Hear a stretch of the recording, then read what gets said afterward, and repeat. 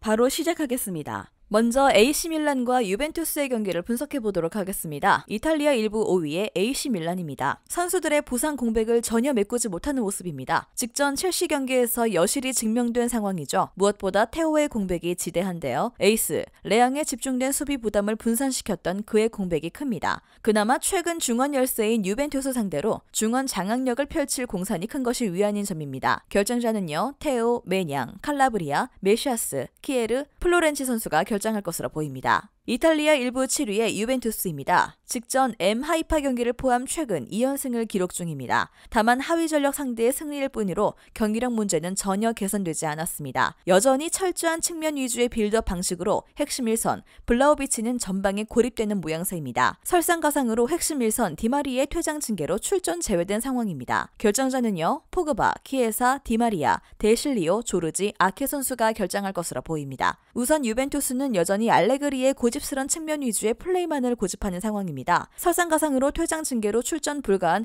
디마리아와 리그 적응에 어려움을 겪는 칼리아지치를 고려하면 결코 득점을 기대할 수 없는 환경이죠. AC 밀란의 승리를 점칩니다. 다음은 볼로냐와 삼프도리아의 경기를 분석해 보도록 하겠습니다. 볼로냐는 피오렌티나전 승리 이후 다시 연패를 당했습니다. 유벤투스 원정패는 그렇다 쳐도 엠폴리의 홈에서 패한 충격이 컸죠. 때문에 이번 홈경기에서는 적극적인 공세로 나서며 승리를 노려야 합니다. 삼프도리아는 상격팀인 몬차에도 홈 패배를 당하며 최하위에서 벗어나지 못하고 있습니다. 담스고르가 팀을 떠났지만 주리치치가 합류했기에 안정적인 전력이라는 평이었는데 이런 상황이 이어지면 지역 라이벌인 제노아를 세리에 B에서 만날 수도 있습니다. 삼프는 주리치치와 가비아다니 등 좋은 2선 공격 자원들이 있지만 중원에서 안정적으로 패싱 게임을 이끌어갈 선수가 보이지 않습니다. 비아와 사비리 등에게 기대를 걸고 있지만 쇼텐과 메델이 나설 볼로냐의 중원에 고전할 것이고요. 볼로냐의 승리를 봅니다. 다음은 토리노와 엠폴리의 경기를 분석해 보도록 하겠습니다. 이탈리아 1부 12위의 토리노입니다. 최근 흐름은 매우 좋지 못한 편인데 직전 나폴리와의 1대3 패배를 포함해 3연패를 달리고 있는 중입니다. 시즌 초반에 벌어놓은 승점 덕분에 중위권에 머물러 있지만 흐름이 지속된다면 아래쪽으로 추락할 가능성도 있겠습니다. 이탈리아 1부 15위의 엠폴리입니다. 초반 페이스는 좋지 못합니다. 리그 8경기에서 단 1승밖에 거두지 못하며 하위권에 처져 있는 상태입니다. 그나마 다행인 점은 해당 1승이 가장 최근 원정에서 거둔 승리라는 점입니다. 또한 최근 원정 3경기에서 패배가 없죠. 후술하겠지만 토리노는 최근 3연패를 허용하며 급격하게 무너지고 있습니다. 빈곤한 공격력과 후반 집중력 문제가 도마 위에 오르는 중이죠. 반면 엠폴리는 직전 원정 경기에서 효율적인 역습 축구로 시즌 첫 승리를 따내며 분위기 전환에 성공한 상태입니다. 엠폴리의 승리를 예상합니다.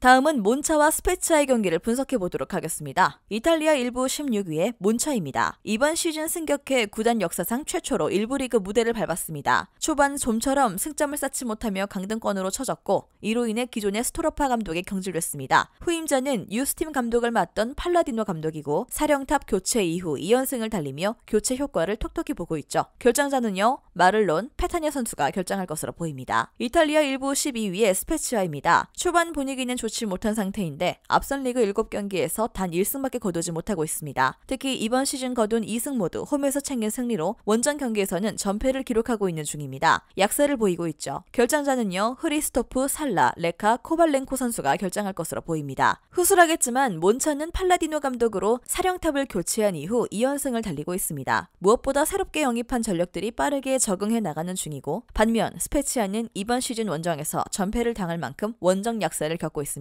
몬차의 승리를 예상합니다.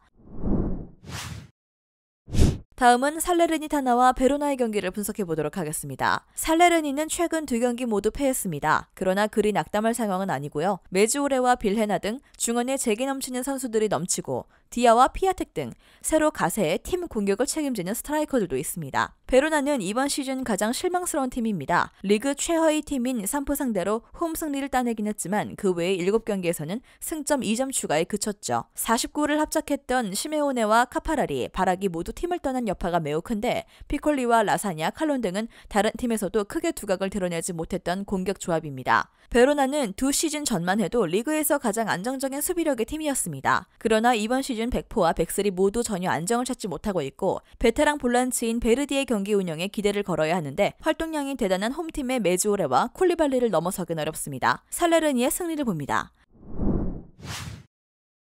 마지막으로 우디네세와 아탈란타의 경기를 분석해보도록 하겠습니다. 우디네세는 최근 5경기를 모두 승리했습니다. 결과도 좋았지만 인상적인 건 경기력이었죠. 드폴의 아틀레티코 이적 이후 경기력이 떨어졌다는 평가를 받던 중원에서 마켄고와 아슬란, 페레이라 등이 엄청난 경기력을 보이고 있고 베토는 빼어난 마무리 능력을 보이고 있습니다. 아탈란타는 나폴리와 함께 무패를 이어가며 승점 20점으로 선두권을 형성하고 있습니다. 팀 최다 득점자가 중앙 미드필더인 쿠프 -1 정도로 최전방에 골이 적은 건 아쉽지만 그 점을 상쇄하고도 남을 안정적인 수비가 인상적입니다. 우디네세가 홈에 이점이 있고 최고의 시즌 스타트를 한 건 사실이지만 4시즌 동안 아탈란타 상대로 1승을 못 거두는 등 상대에 매우 약했습니다. 아탈란타의 승리를 봅니다.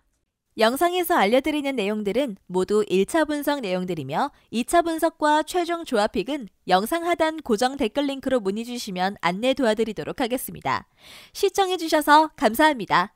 아직도 혼자 분석하고 계신가요? 이슬TV 스포츠 정보방에서는 실시간 스포츠 커넥션을 통한 소통하는 관리 시스템으로 확실한 수익을 전해드리고 있습니다.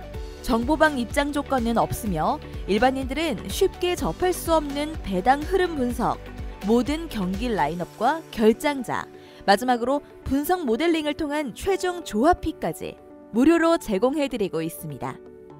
물론 마음에 안 들면 둘러보시고 나가셔도 됩니다. 혼자 하면 단기간으로 수익을 볼 수도 있겠지만 함께하면 장기간으로 꾸준한 수익이 가능합니다. 정보방 무료 참여하시고 꾸준한 수익을 원하시는 분들은 영상 고정 댓글 링크로 문의 주시면 안내 도와드리겠습니다. 늦지 않았습니다. 함께 합시다.